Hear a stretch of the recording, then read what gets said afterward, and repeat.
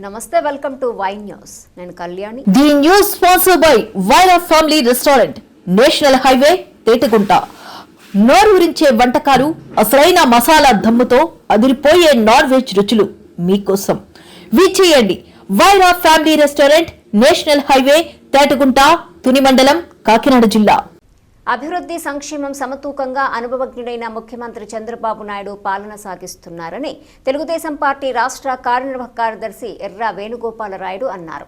గత 22 నెలల పాలనలో చంద్రబాబు నాయుడు ఎంత చేయగలరో అంతా చేస్తున్నారన్నారు. పవన్ కళ్యాణ్ బీజేపీల సహకారంతో రాష్ట్ర అభివృద్ధికి పాటుపడుతున్నారన్నారు. ఆంధ్రులు తలెత్తుకునే విధంగా రాజధాని నిర్మాణానికి కృషి చేస్తున్నారన్నారు. రైతుల సహకారంతో అమరావతిని తీర్చిదిద్దేందుకు ప్రయత్నిస్తున్నారన్నారు. ప్రభుత్వం రాష్ట్రంలో ఏర్పడి దాదాపుగా 22 నెలల కాలం గడిచింది.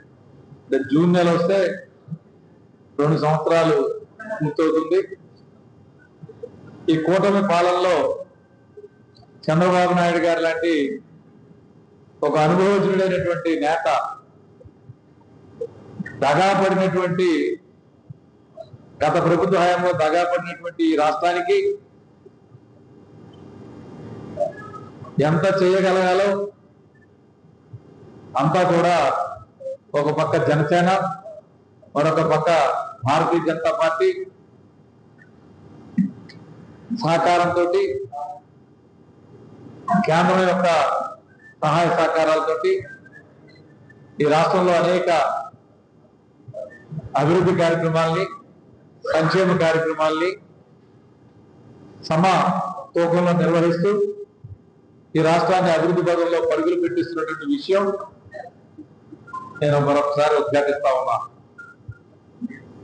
ఏదైతే ఆంధ్రులు గర్వంగా తలెత్తుకునే విధంగా దేశ చరిత్రలోని అద్భుతమైనటువంటి రాజధాని నగరంగా అమరావతిని తీర్చిదిద్దాలని చెప్పేసి ఆనాటి ప్రభుత్వంలో రైతుల యొక్క సహకారంతో అమరావతిని రాజధానిగా తీర్చిదిద్దడానికి ప్రయత్నం చేస్తే తర్వాత వచ్చినటువంటి వైకాపా ప్రభుత్వం 3 ముక్కల ఆటలో 3 రాజధానులు పేరిట ఈ రాష్ట్రంలో సృష్టించిన విధ్వంసం అంతా ఇంత కాదు. తిరిగి ఈవేళ కూటమి ప్రభుత్వం అధికారంలోకి వచ్చిన తర్వాత అమరావతికి చట్టబద్ధత తీసుకురావాలనే ఆలోచనతో మొన్న శనివారం నాడు అసెంబ్లీలో ఒక తీర్మానం చేసి ఆ తీర్మానాన్ని కేంద్రానికి పంపడం నిజంగా ఆంధ్రులందరూ కూడా హర్షించదగ్గ విషయం. నేను కూడా నా హర్షాన్ని తెలియజేస్తా ఉన్నా. ఒక రాజధాని నిర్మాణం అనేది ఒక సాహసోపేతమైనటువంటి చర్య. చంద్రబాబు నాయుడు గారు కొన్నిసార్లు చెప్పినట్టుగా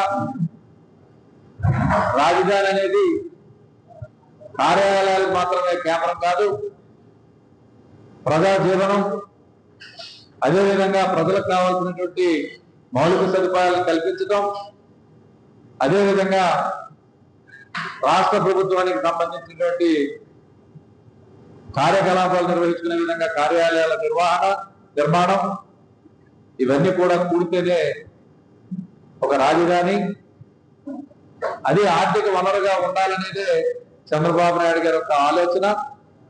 ఇవాళ తిరిగి దాన్ని పట్టాలెక్కించడం, రాబోయే తరాలు రానున్న 15-20 సంవత్సరాల కాలంలో ఆంధ్ర రాష్ట్రం ఈ అమరావతి వల్ల వనగూరేటటువంటి ఆదాయంతో భారతదేశంలో ఒక అగ్రగామి ఆదాయ వనరు ఉన్నటువంటి రాష్ట్రంగా భాషిల్లబోతుందనేటువంటి వాస్తవాన్ని పత్రికాముఖంగా నేను తెలియజేస్తా ఉన్నా. పరిశ్రమల స్థాపనకు కానీ, విద్యాలయాల స్థాపనకు కానీ, మల్టీ స్పెషాలిటీ ఆసుపత్రులకు కానీ, అదేవిధంగా ఉద్యానవన పరిశోధన కేంద్రాలు కానీ ఏదైనా సరే పెట్టుకోదగ్గ అవకాశం ఉండేటటువంటి ప్రాంతంగా అమరావతి రూపుదిద్దుకోబోతా ఉంది. ఆల్రెడీ రూపుదిద్దుకుంటుందనే విషయాన్ని కూడా నేను మనవి చేస్తా ఉన్నా. అదేవిధంగా మరి చాలా అనుభవజ్ఞుడు బొత్స సత్యనారాయణ గారు ఆయన చెప్తున్నాడు, అసెంబ్లీలో చేసిన తీర్మానానికి చట్టబద్ధత లేదు అని. పార్లమెంట్ లో ఆమోదించినా సరే దానికి చట్టబద్ధత రాదని చెప్తా ఉన్నాడు. అయా ఘనత వహించినటువంటి సుదీర్ఘ రాజకీయ చరిత్ర కలదు మీకు. పార్లమెంట్ సభ్యులుగా పనిచేశారు, శాసనసభ్యులుగా పనిచేశారు, మంత్రిగా పనిచేశారు, శాసన మండలి సభ్యులుగా పనిచేస్తా ఉన్నారు. ఇవాళ మండలిలో ప్రతిపక్ష నేతగా కూడా ఉన్నారు. శాసనసభలో చేసిన తీర్మానాన్ని పార్లమెంట్ ఉభయ సభలు కూడా ఆమోదించిన తర్వాత దానికి చట్టబద్ధత లేదని రాజ్యాంగంలో ఎక్కడ ఏ అధికారులు చెప్పారో ఒకసారి మీకు కలిగితే మేమందరం కూడా తెలుసుకుని సంతోషిస్తాం. మీకు ఇంత మేధావితనం ఉన్నందుకు మురిసిపోవాలా? లేదు మీలాంటి చట్టములందరూ కూడా ప్రతిపక్ష నాయకులుగా ఉండి ఈ రాష్ట్రాన్ని తప్పుదారి పట్టిస్తాం, రాష్ట్ర ప్రజానికానికి తప్పుదారి పట్టిస్తా ఉన్నారనే ఆవేదన చెందాలో వెళ్ళిన పరిస్థితులు మేము ఉన్నాం. దయచేసి మీరు విద్యామంత్రిగా ఉన్నప్పుడు విద్యాశాఖ గురించి మీరు మాట్లాడిన మా అవాసు కాలేనటువంటి సంఘటన యొక్క మరలా ఇవాళ బాధ్యత గల ప్రతిపక్ష నాయకుడు, ఎందుకంటే అసెంబ్లీలో ఎలాగే మీకు హోదా లేదు, మీ పార్టీ వాళ్ళు ఎవరో రారు, ఉన్నటువంటి శాసన మండలిలో కూడా మీరు ప్రతిపక్ష నేతగా ఉండి ఇవాళ తప్పుడు మాటలు మాట్లాడుతూ ఉన్నారంటే మీరు ఒకసారి రాజ్యాంగం చదువుకోవాల్సిన అవసరం ఉంది, చట్టసభల యొక్క పని విధానాలను తెలుసుకోవాల్సిన అవసరం ఉందని చెప్పి సందర్భంగానే మనం చేస్తా ఉన్నాం.